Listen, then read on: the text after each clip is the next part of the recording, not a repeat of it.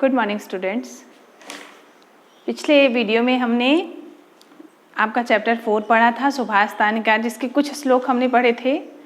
पहला था सज्जन की प्रशंसा, दूसरा था दान, तीसरा था उद्यम प्रशंसा मतलब परिश्रम की प्रशंसा, चौथा था वीर पुरुषों की प्रशंसा, पांचवा था गुण की प्रशंसा। गुण की प्रशंसा हमने इतना पढ़ा था ना। आज हम पढ़ेंगे वाग्भूषणम मतलब उसी चैप्टर का आगे का। तो वाग्भूषणम मतलब वाणी जो होती है ना, आवाज़, आपकी वाणी, आप कैसी बोलती हैं, उसकी प्रशंसा आज हम पढ़ेंगे। वाग्भूषणम मतलब वाणी रूपी आभूषण, है ना।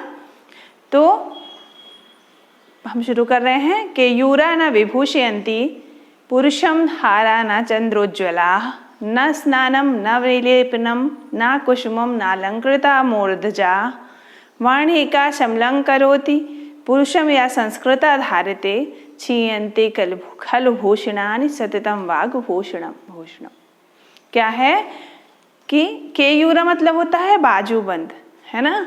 न विभूषयन्ति मतलब पुरुषों को या मनुष्यों को बाजूबंद सुशोभित नहीं होता, उनके ऊपर वो अच्छा नहीं लगता, है ना। फिर है ना चंद्र पुरुषा हारा न चंद्रोज्ज्वला, ना तो चंद्रमा की तरह उज्ज्वल हार सुशोभित होता है। पुरुषों के ऊपर, मनुष्यों के ऊपर ना तो हार सुशोभित होता है, ना तो बाजूबंद सुशोभित होता है। ना स्नानम, ना तो स्नान, ना तो विलेपनम मतलब सुगंधित चीजों का लेपन, लेपन मतलब लेप लगाना, है ना। ना तो स्नान करना, ना तो लेप लगाना, न सुगंध, न कुसुमम मतलब ना तो पुष्प, नालंकृता मूर्धजा और ना ही सजी धजी हुई पुष्पों से सजी हुई चोटी सुशोभित होती है। ये सब उसके ऊपर, उनके ऊपर अच्छे नहीं लगते हैं, है ना। वाणी का समलं करोति, वाणी ही एक ऐसा आभूषण है जो पुरुषों के ऊपर सुशोभित होता है। मतलब पुरुषों की जो आवाज है, पुरुषों की जो वाणी है, वही उनका आभूषण है। संस्कृताधारते मतलब संस्कार युक्त जो उनकी वाणी होती है वही उनके ऊपर सुशोभित होती है। क्षीयन्ते खलभूषणानि, बाकी आभूषण तो नष्ट हो जाते हैं, है ना। हम कितना भी हार पहन लें, कुछ भी पहन लें, ये सब नष्ट हो, क्षण भंगुर है, नष्ट होने वाली चीजें हैं। क्षीयन्ते खलभूषणानि सततम वाग्भूषणम, सभी आभूषण नष्ट हो जाते हैं लेकिन वाणी रूपी आभूषण कभी भी नष्ट नहीं होता। अगला है क्षमा। अब हम पढ़ेंगे क्षमा के बारे में।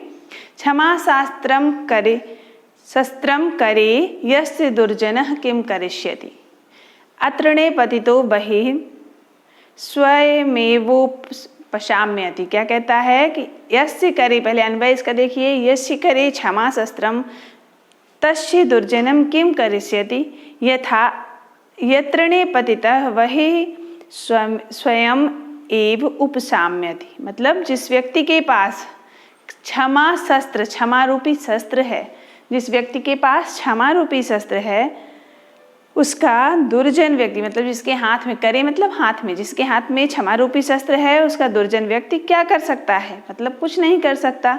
जैसे अत्रणे मतलब घास, तिनके से या घास से युक्त स्थान पर गिरी अग्नि स्वयं शांत हो जाती, स्वयमेव शाम्यति मतलब वो स्वयं ही शांत। जब कोई अग्नि गिर जाती है हरे भरे घास के मैदान में, तो वो अग्नि अपने आप ही शांत हो जाती है ना। क्या है, जिस व्यक्ति के पास क्षमा रूपी शस्त्र है उसका दुर्जन व्यक्ति कुछ नहीं कर सकता। जैसे घास से युक्त स्थान पर यदि अग्नि गिर जाती है तो वो अपने आप ही शांत हो जाती है।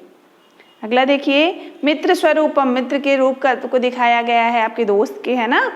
मित्रम प्रीति रसायनम नयनयोरानंदनम चेतसः पात्रम यत् सुख दुखयो सह भवेन मित्रेण तद दुर्लभम। ये चान्ये सुहृदः समृद्धि समये द्रव्या विलासाकुला स्ते सर्वत्र मिलन्ति तत्व निकषाग्रावातु तेषां विपत्ति। क्या कहते हैं, मित्र प्रेम रूपी, मित्रम प्रीति रसायनम, प्रीति रूपी या प्रेम रूपी रस का आश्रय होते हैं, प्रेम रूपी रसायन होते हैं। हाँ, मित्र मतलब प्रेम दिखाते हैं, प्रेम उनके अंदर अपने दोस्त के लिए भरा होता है। तो कहने का अर्थ है मित्र प्रेम रूपी रस का आश्रय होते हैं। आँखों और नयनयोरानंदनम चेतसः, मन को,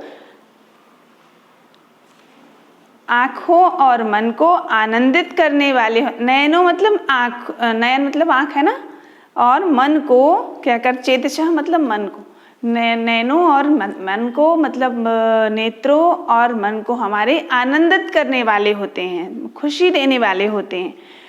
फिर क्या है, जो मित्र के साथ, जो मित्र सुख दुख का साथी होता है वह दुर्लभ होता है। सुख दुखयो स भवेन मित्रेण तद दुर्लभम, जो मित्र हमारे सुख दुख का साथी हो ऐसा मित्र बहुत मुश्किल से मिलता है या दुर्लभ होता है। ये जानने सुहृद हैं समृद्धि समय, और जो मित्र कैसे होते हैं, दूसरे व्यक्ति की संपन्नता या समृद्धि के समय उनका साथ, धन की प्राप्ति की, द्रव्याभिलाषा कुला, द्रव्य की प्राप्ति की या धन की प्राप्ति संपन्न है मित्र, ऐसे मित्र जो धन की प्राप्ति के लालच से अपने मित्र का साथ देते हैं, वो सभी स्ते सर्वत्र मिलंती, वो सभी जगह मिल जाते हैं। उनके लिए संकट तत्व निकषा ग्रावा तो तेषाम विपत, उनके लिए संकट कैसा होता है, संकट तो तत्व रूपी कसौटी के पत्थर के समान होता है। मतलब वो उनकी परीक्षा तब होती है जब संकट आता है कोई मित्र के ऊपर, है ना, तो पता चलता है कि ये सच्चा मित्र है या नहीं। कहने का अर्थ है कि मित्र जो होते हैं वो प्रेम रूपी रस का आश्रय होते हैं, आँखों और मन को आनंदित करने वाले होते हैं। जो मित्र सुख दुख के साथी होते हैं वो दुर्लभ होते हैं, बहुत मुश्किल से मिलते हैं। और जो धन प्राप्ति की अभिलाषा से संपत्ति के समय आपका साथ देते हैं, ऐसे मित्र हर जगह मिल जाते हैं। फिर क्या है, उनके लिए जो संकट होता है वो कसौटी की, तत्व रूपी कसौटी की तरह होता है, जिस पर वो उनकी परीक्षा होती है और अच्छे बुरे का ज्ञान हो जाता है। फिर अगला देखिए, स्वभाव की महिमा है। इसमें स्वभाव के बारे में बताया गया है। सर्वस्व ही परीक्ष्यन्ते स्वभावा नेत्रे गुणा, अतीत्य ही गुणान सर्वान स्वभावो मूर्घनि वर्तते। सर्वस्व स्वभावा ही परीक्ष्यन्ते, क्या कहते हैं, हर जगह स्वभाव की ही परीक्षा होती है, मतलब आपके स्वभाव का ही महत्व होता है। कहने का अर्थ है कि आपका जो स्वभाव है उसी का महत्व होता है। इतरे गुणा, दूसरे किसी गुण का, इतरे मतलब दूसरे किसी भी गुण का नहीं, ही सर्वान गुणा अतीत स्वभाव मूर्घिन वर्तते। क्या कहते हैं कि स्वभाव ही क्योंकि मस्तक पर विराजित होते हैं, अर्थात सबसे ज़्यादा उच्च स्थान किसका है, आपके स्वभाव का। स्वभाव की परीक्षा सब जगह होती है, किसी और गुण की नहीं, क्योंकि स्वभाव ही मस्तक पर विराजित होता है, मतलब सबसे उच्च स्थान स्वभाव का ही है, आपके दूसरे गुणों का नहीं, है ना। इसलिए अपने स्वभाव को अच्छा रखिए। फिर अल्पज्ञ स्वभाव, अल्पज्ञ लोगों की इसमें बात करी गई है कि जिनको थोड़ा सा नॉलेज होता है, थोड़ा सा ज्ञान होता है, वो कैसे होते हैं। यदा किंचितो हम गज इव मदान्धः समभवम तदा सर्वज्ञोऽस्मेति भवदवलिप्तं मम मनः।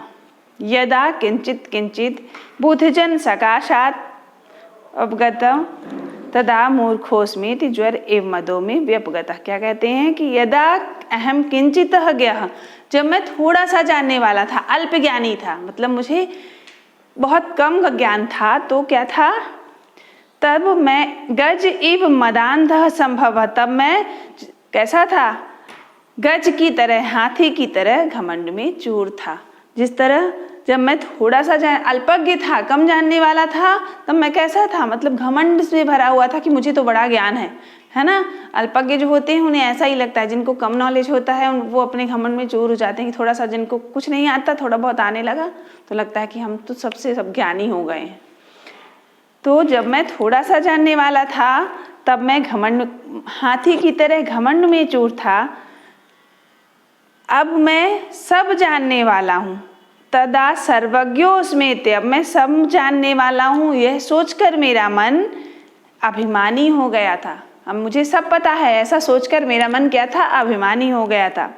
यदा किंचित किंचित, जब मैं बुध जन मतलब बुद्धिमान या विद्वानों की संगति में गया, जब मैं उनके पास गया तब मुझे पता चला, क्या पता चला? तदा मूर्खो स्मेति, कि मैं कितना मूर्ख था।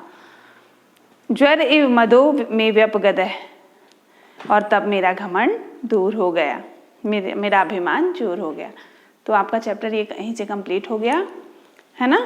इसका क्वेश्चन आंसर फिर करा देंगे। Thank you.